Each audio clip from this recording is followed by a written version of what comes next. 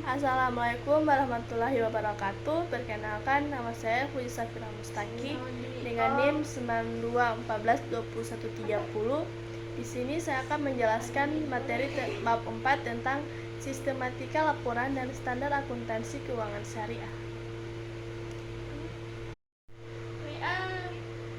Jadi di sini saya akan menjelaskan sistematika laporan dan standar akuntansi keuangan syariah.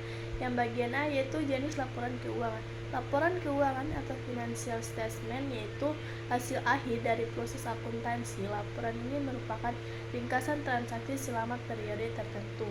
Laporan keuangan terdiri atas sebagai berikut. Yang pertama, neraca atau balance sheet, yaitu laporan keuangan yang menunjukkan posisi keuangan. Kemudian yang kedua, laporan rugi laba atau income statement, yaitu laporan keuangan yang menunjukkan hasil usaha. Kemudian yang ketiga, laporan perubahan modal atau statement of sales owner equity, yaitu laporan keuangan yang menunjukkan perubahan modal unit usaha. Kemudian yang keempat, laporan laba ditahan atau earnings statement, yaitu laporan keuangan yang menunjukkan akumulasi sisa hasil usaha yang belum dibagikan kepada dividen selama periode tertentu. Kemudian yang kelima, laporan perubahan posisi keuangan atau statement change of financial statement, yaitu laporan keuangan yang menunjukkan pertandingan aktiva utang modal pada dua. Kemudian yang keenam yaitu laporan sumber dan penggunaan dana atau statement source and uses of funds, laporan keuangan yang menunjukkan sumber pembiayaan dan penggunaan keuangan unit usaha selama periode tertentu. Yang ketujuh yaitu laporan arukas atau cash flow statement. Laporan keuangan ini menunjukkan perubahan kas dan setara kas selama periode tertentu. Kemudian yang kedelapan, catatan atas laporan keuangan atau notes to financial statement. Catatan penting yang mendasari pengukuran, pengakuan metode, pencatatan atas akun-akun pada laporan keuangan, misalnya kebijaksanaan akuntansi. Kemudian yang ke-9, laporan pos atau administrasi, komitmen, dan kontingensi. Laporan keuangan yang menunjukkan pos-pos khusus usaha perbankan yang pada saat penyusunan laporan keuangan belum mempengaruhi posisi keuangan. Kemudian bagian B yaitu tujuan laporan keuangan. Tujuan khusus yaitu terbagi atas beberapa. Yang pertama, tujuan khusus. Kemudian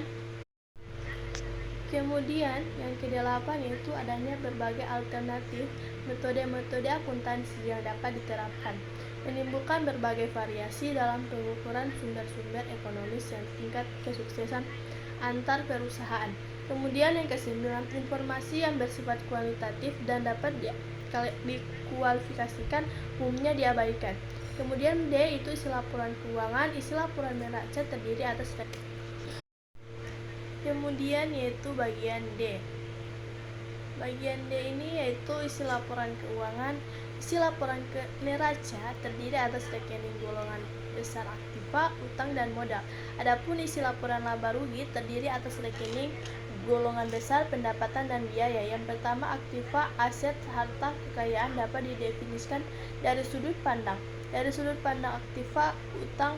Aktiva merupakan sumber ekonomi perusahaan yang menunjukkan manfaat pada masa yang akan datang, yang diharapkan menghasilkan aliran kas masuk neto baik secara langsung maupun tidak langsung. Kemudian yang kedua, utang atau liabilitas.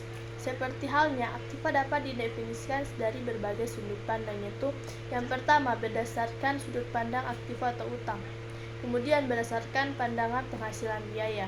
Kemudian berdasarkan pandangan neraca. Yang ketiga yaitu modal atau equity, adalah jumlah yang diukur dalam satuan uang yang menunjukkan hak kepemilikan perusahaan atau arus masuk aktiva yang diserahkan pemilik pada perusahaan atau selisih aktiva dengan utang. Modal pada umumnya dicatat sebesar nilai nominalnya. Kemudian yang keempat, laba atau income.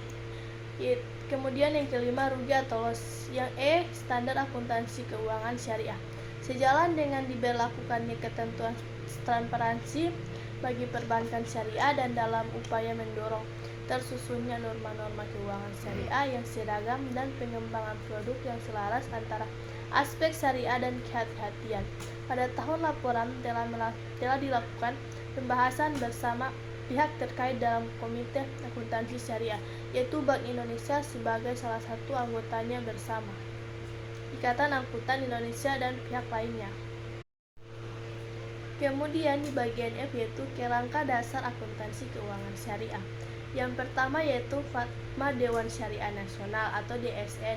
Kemudian yang kedua pernyataan standar akuntansi keuangan atau PSAK nomor 108 tentang akuntansi transaksi asuransi syariah. Kemudian yang ketiga Accounting and Auditing Organization for Islamic Financial Institution. Yang keempat yaitu pernyataan standar akuntansi keuangan PSAK nomor 28 tahun 2010 tentang akuntansi kontrak asuransi kerugian dan nomor 36. Kemudian bagian sekian penjelasan materi dari saya. Jika terdapat banyak kesalahan mohon maafkan. Assalamualaikum warahmatullahi wabarakatuh.